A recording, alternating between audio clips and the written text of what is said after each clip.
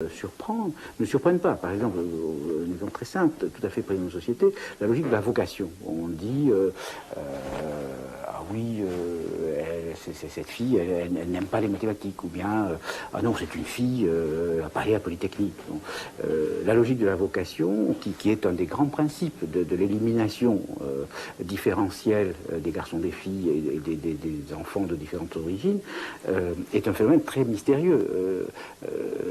Les éliminés s'éliminent. C'est-à-dire les filles, on ne les chasse pas de certaines disciplines.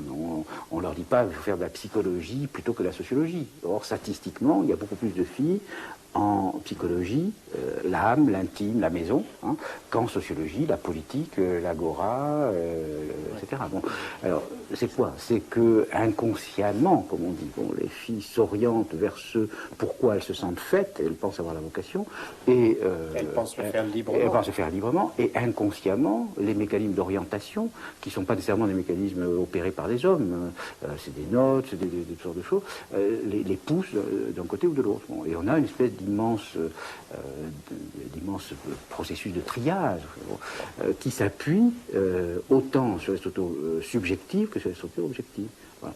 Et alors, ce principe, c'est ce que j'appelle l'habitus, voilà, c'est-à-dire, bon, c'est toujours difficile de donner en quelques mots une définition rigoureuse d'un concept complexe.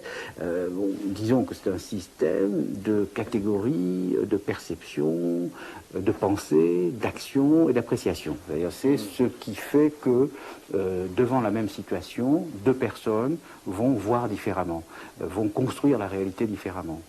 L'un aura une préférence, l'autre une autre. Bon. Ces habitus sont le produit de l'incorporation, hein, on pourrait bien dire de la somatisation, pour employer le vocabulaire psychanalytique, de la somatisation de structures objectives. Bon, il y a la différence objective entre garçons et filles. Autrefois, c'était à l'école, il y a l'école des filles, l'école des garçons, etc. Bon, il y a la différence objective, et elle devient incorporée. Bon, autrement dit, les filles, dans le cas particulier, collaborent, mais pas consciemment, évidemment, à travers leur corps, à travers le fait, par exemple, qu'elles sont du côté du cosmétique, du côté de la beauté, de l'élégance. Dans la division du travail, là, toutes les enquêtes le montrent, les femmes ont la charge de l'intérieur. Bon, et c'est elles qui choisissent les décors, etc. Donc, la gestion des biens symboliques. Bon, alors que quand il faut arriver aux catégories les plus élevées dans l'espace social et plutôt au pôle intellectuel pour trouver des hommes qui choisissent leurs vêtements sans consulter leurs femmes. C'est vrai, un fait très bien, les femmes ont une spécialisation du côté du goût, de l'esthétique. Bon, alors, et à travers, ça serait une longue démonstration, à travers cette sorte de spécialisation socialement constituée, bon, elles se produisent elles-mêmes comme biens symboliques, bon, qui circulent sur le marché matrimonial. Enfin là, il y aurait à évoquer... Elles deviennent les enjeux... d'un jeu de domination. D'un jeu de domination entre hommes. Vous reprenez la notion de femme-objet, qui a eu évidemment un succès...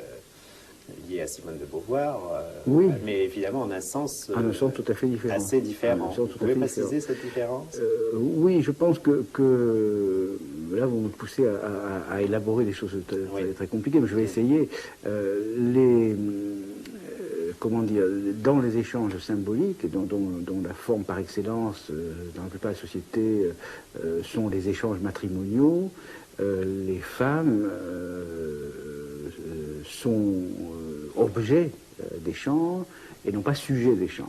C'est-à-dire les femmes sont un instrument de constitution d'alliance, la femme une sorte de prestige. La femme est une sorte de parole